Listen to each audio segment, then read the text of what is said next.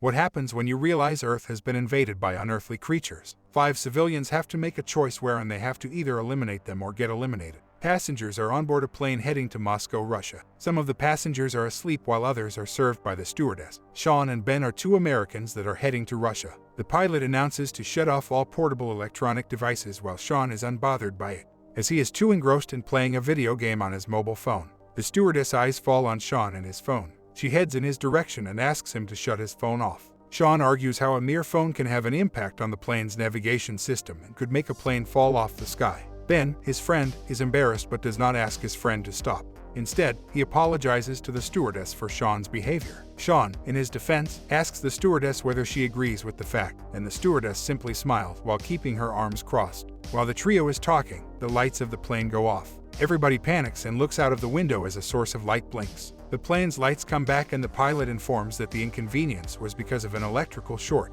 Sean sighs in relief and shares how he hates flying. The plane safely lands at the airport in Moscow, Russia. At the airport, Ben buys a water bottle while Sean changes into a suit. Ben notices a hole in the sleeves of Sean's suit and asks when was the last time he wore it. Sean says graduation, but Ben points out he did not graduate. Sean says he dressed up in solidarity. Ben hands him a Sharpie marker and Sean uses it to color Sean's short black, so that the hole blends with the suit and is not noticeable. They get into a taxi. Sean and Ben are software developers. They are trying to market a social media program that is exclusively for global trotting travelers. The program would make it easier for people to find parties, events, and friends from all around the world. Ben is practicing his pitch while Sean is looking outside and admiring the country's metropolis. He also points out that if the Russians agree to their plan, their company would earn $10 million overnight. Not bothering what Ben says, Sean mentions how he found a nightclub called Zvezda, where he hopes to have fun and meet Russian models. Ben uses his app and learns there are currently 56 Americans in Moscow. Sean is not interested in meeting American ladies in Russia, and if he wished to meet an American, he would rather go to Apple. The duo soon reaches the building. Both are excited yet nervous about their pitch. When they enter the boardroom, they are taken aback when they discover the meeting has already started without them. It is led by their Swedish associate Skylar, who is fluent in Russian. Skylar states how he would not be needing Ben and Sean anymore and that they should leave immediately. Ben stands on his foot and argues why the presentation that is played in the background looks exactly like his idea. Sean stands up for his friend and the duo accuses Skylar of stealing their project. Skylar tells them how they should have made him sign a non-disclosure agreement, and that is how business is done in Moscow. He also asks a woman to call for security in Russian. Ben and Sean are furious but are compelled to leave after security arrives and walks them out. Natalie and Anne are 2 friends who are walking around Moscow while taking photos of themselves. They talk about Anne's upcoming photography exhibition and simultaneously admire the city and its beauty at night. Natalie mentions a blog that was set by Ben and Sean and comments on their looks. They stop and take a selfie in front of the Kremlin and start to walk toward a nightclub. Ben and Sean find Zvezda and enter into it while grumbling about ways they can sue Skylar, but are skeptical as they do not know Russian law and are not sure whether the Russian court would believe them. While they are drinking, they spot Skylar. Ben and Sean walk towards him and confront him but instead get mocked by him. Skylar mocks Sean's shirt with the black Sharpie spot, which is visible now that Sean is not wearing his suit. Skylar once again boasts around the men and tells them how he is the wolf and the men are like lambs. After some time, Sean gets drinks for both of them. After having a drink, Ben spots the Americans he had seen using his app. While Natalie and Anne are trying to get attention away from them, the men head their way. They start to talk. Ben and Sean try to impress the women by saying they are the ones who invented the app that the ladies are using. When they ask whether they are millionaires, Sean corrects them and calls them internet billionaires. It was Ben who developed the app, while Sean would find amazing and exciting places to party and add to their apps. The group starts to talk and enjoy themselves. While Ben is talking to Natalie, she gets a message from her mother. Her mother was not happy with the fact that Natalie just left for Moscow without giving notice to anyone. All she did was leave a note behind that mentioned her plan for Moscow. She is helping Anne with her artistic photos after her summer plans fell through because of a boy and after she quit her job. She is now Anne's friend and personal assistant. Anne suggests the group to take a photo together. They take one and soon the lights of the club go off. Everybody is curious about the power cut and there is a crowd on the road. A group of 4 is a part of the crowd too. A strong yellow aurora fills the sky. Natalie realizes her phone does not work. The yellow aurora is then followed by swirling balls of yellow light that are falling off the sky. Before hitting a surface, the balls multiply. One of the lights falls in between the crowd. Since nobody knows what the night represents, everybody backs off. The object is mainly invisible and it just has a smiler like a heat wave at times. 2 police officers cautiously walk towards the yellow ball. He holds his nightstick out towards it and as soon as it touches, the policeman is disintegrated into yellow light followed by gritty ash. His fellow policeman shoots at the light, but the bullet shatters on an invisible source field. The crowd panics and starts to run away. More lights appear and vaporize people. The group of people runs towards the club. Ben, Sean, Natalie, and Anna are part of the group too. As soon as they enter the club, they shut the doors, but the windows of the club shatter. Water along with blood comes seeping inside the club. Sean along with another man is inside the water, but Sean successfully escapes right before the yellow ball hits the water. The man who was with Sean dies. The yellow ball's point of view is shown where everything is visible as a network of sketchy yellow lines. People glow in yellow. The yellow ball is an alien. A man throws an alcohol bottle toward the alien, but it catches fire and makes things worse. Everybody escapes the room except the man who threw the bottle. Skyler saves himself just in time when he sees a girl disintegrate. He could have saved the girl, but instead shuts the door before she could enter the club again. Ben, Sean, Natalie, and Ann witness this too and start to run in the other direction. There, they find a hole in the wall and walk through it. They find a storeroom to hide as more and more people that they were with are getting vaporized. They also take along the bartender with them and shut the door. While they are inside, they hear someone knock on the door desperately. Despite Natalie's pleas to not open the door, Ann opens it and saves Skyler. The storeroom is like a bunker for them. Since the bartender dies, the men wrap their bodies in plastic and duct tape. Knowing the equations between the men and Skyler, they fight and argue in between as each day passes by.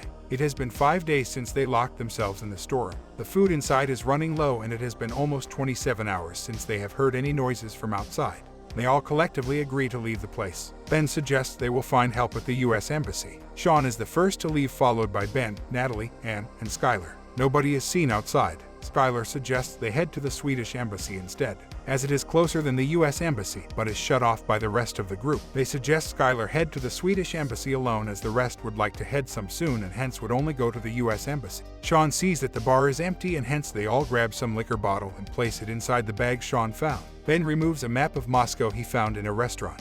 The map only has a few important landmarks on it and a few street names. The group exits the city and finds it empty with ashes everywhere. Cars and weapons are lying completely abandoned. They start to run. Since Natalie could not run and keep up with her high heels, she takes them off and carries them while running barefoot. The group does not know where they are heading because of the poor map quality. While running, they spot an old Russian lady who is placing bricks and mortar and sealing up her apartment. Ben tries to ask for directions toward the embassy, but she tells them in Russian that the ghosts are still out there and that if she continues to talk to them, they will bring in the ghost and all will die. Skyler translates to say the woman did not help them, instead said they would all die. They find a bridge that leads to the embassy, but soon witness the bridge broken.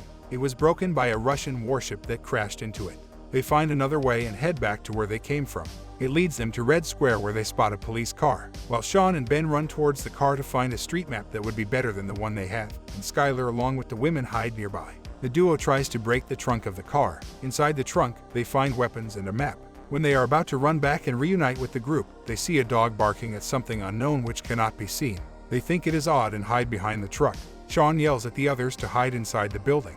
The dog is vaporized. Ben and Sean hide under the car as aliens search for more victims. When the aliens are above the car, the police sirens start to blare. The alien can see through the metal body and the engine of the car but cannot see the guys under the car. They learn the alien's weakness and decide to exploit it.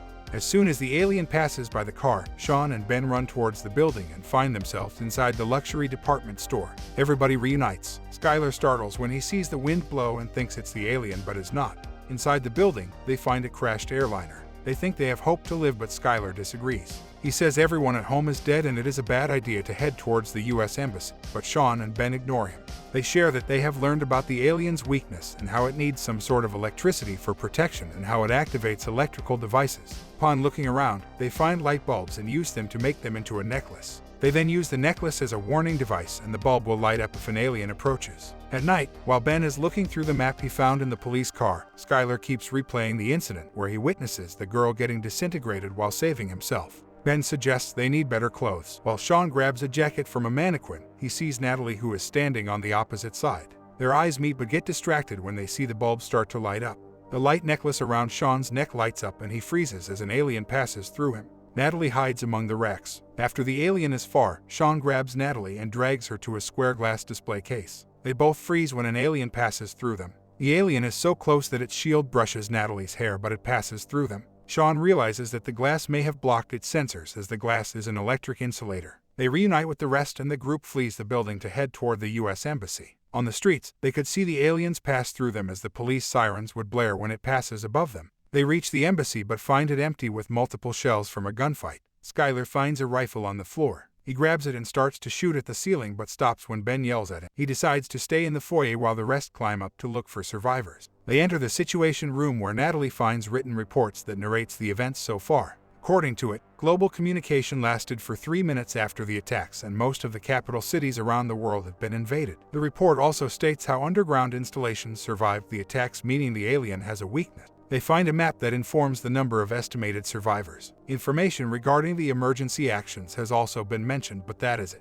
In the room, they find a radio in a birdcage. Sean turns it on and gets its signal, but the voices from it are in Russian, and no one could understand the people on the other side. Anne, who is now scared, pleads with him to turn it off as she believes it might draw aliens towards them. Natalie's phone still does not work. When the group looks outside, they see aliens digging around the world as thick columns of yellow light and smoke stream in the sky. They also hear gunshots and realize it is Skylar who has fled into the streets. Natalie and Anne decide to leave him alone, but Ben and Sean chase him as he is the only one who understands and speaks Russian. They take the radio with them. From above, the women see the aliens head their way and they rush down to alert the men. When Sean and Ben are explaining the situation to Skylar, the car alarms are set off and realize the alien has found them. Skylar insists the men run away as he would distract them by shooting. They follow and witness Skylar getting vaporized. The men join the women. Sean notices an apartment with its lights on in a building and suspects that it could be the reason Skylar left. They move and can reach the building as the sun rises. They encounter a young lady with a gun in the building. When they see each other, the woman starts to speak to them in Russian. The group talks in English and are glad when they learn that the woman understands English. She asks them to follow her and leads them to a room. The room is completely lined with metal cages all over its windows and doors. They also meet an older Russian man named Sergei who has a diesel generator and a ginger cat. He is happy to see others, and when they enter, he locks the cage behind them. He explains how the light is to draw people to them. Vika, the woman, explains they are in a Faraday cage and how aliens cannot see them. The group turns the radio on and Vika translates it for them. It's said that the K-152 nuclear submarine is in the Moscow River and will pick up all the survivors before the next morning, adding that others around the world are doing the same. Sergei likes the submarines as they are perfect Faraday cages. The ladies head out to get supplies from other apartments, but the cage sticks a little after Anne leaves in the end. With the ladies gone, Sergei shows the microwave gun he thinks could be used to disrupt waves that can act as a shield against the aliens. While the women are looking around, the aliens spot them and move into attack. Vika sees it in time and asks the other women to run. They part ways with Vika on one side and Anne along with Natalie on the other. The aliens follow Anne and Natalie into the apartment where they try to lock the cage but fail to do so. Finding no other way, Anne appends the coffee table and they hide behind it. Sergei uses his gun on the aliens and is happy that it works, but is not too strong as it only disrupts. The alien turns back and vaporizes Sergei. Natalie sets some diesel on the fire to cover her space while Sean and Ben climb out through a fire escape. Anne is too scared to move and she hesitates. When she is about to reach for Natalie, she is vaporized. A group runs towards the river but encounters a group of armed men. They are dressed in metals and are carrying makeshift shields. When an alien is nearby, they attack while using their gun, a flamethrower, and an RPG and succeed in hurting the alien. A small piece of hard-like metal comes off. The men learn they cannot eliminate it but can hurt it. They follow a man on horseback who explains how aliens are weak when they use their light. Sean picks up the metal that fell from the alien. He wraps it and keeps it. The group is friendly, but the leader is skeptical and says how the river is far, the area is completely infested, and how it is right in the middle of a resource-collecting light tower. Sean and Natalie insist they want to return home. Vika agrees too and the militia agrees to help. They decide to use a subway tunnel, and as they are climbing down, they scatter miniature bulbs along the floor to see if there are any aliens in their path. An alien attacks them on the platform, but all make it through the track except Vika as she is hiding behind a pillar. Ben saves her but is pulled along and vaporized. The group continues to move. Natalie comforts Sean for his loss and says she knows how it feels because she lost Anne too. Sean shares his story of how he met Ben and how his mom made him play with him in the beginning. He only wished to say goodbye but could not. The group reaches a powerless patrol boat on the river where they witness many aliens using their beams to lift metal and resources. The militia says they are strip mining the planet for all metals they can use. Vika spots the submarine downriver and suggests she can swim and make it, but the building next to the riverbend collapses and broadens the debris hole. It crashes with the boat and all fall into the river. Most of them swim to the submarine, but Sean finds Natalie missing. He informs the captain of the same and is sure of her being alive when they see a flare launch at a distance. The captain agrees to wait while Sean gets Natalie back. He, along with the militia leader, head to search for Natalie with 2 microwave-armed guns along with assorted weaponry. Vika suggests helping but is declined by the others. After throwing their cell phones as a warning device, they head to a trolley bus where Sean believes Natalie might be hiding. One of the phones rings. Sean trips over and his weapon does not work. He then fires a disruptor while the rest of the crew destroys the alien with fire and RPG. Next, they decide to create an ambush zone, where any alien standing in the water will be disrupted. Sean continues to search for Natalie. The aliens are lured by the militia but not too close to destroying them. Vika appears behind the aliens and fires them with a cocktail, which forces them to enter the water and get eliminated. Natalie hears Sean calling out her name and she tells him the number of the bus she is hiding in. Sean finds the bus and enters it. He meets Natalie, but at the same time, an alien appears. The electrical surge shuts the doors and it starts to move. Natalie steers the bus and bashes it past abandoned cars while the alien light ropes Sean. He gets himself off him, but when he realizes he does not have any weapon, he throws the piece he picked up before and eliminates it. The bus stops when the alien dies. They all reunite and head inside the submarine. Sean asks whether the militia will join them in the submarine, but they decline to say they must save their land, and it is on Sean to let the world know what they have learned about the aliens. The submarine leaves. A Russian technician on board repairs Natalie's phone and receives a message from her mother that informs her she is safe and is hiding with other survivors in Penn Station. She also adds how much she loves her daughter and hopes to reunite with her soon. Sean and Natalie are about to kiss, but notice Vika listening to music while interrupting them by an expression of disgust. The submarine sails on with destruction around it. The militia gets a report about groups who are fighting against the aliens. Sean and Natalie are listening to it too while looking at the map. The radio also informs how a group in Paris brought down one of the mining towers. In the end, Sean says this is how it starts.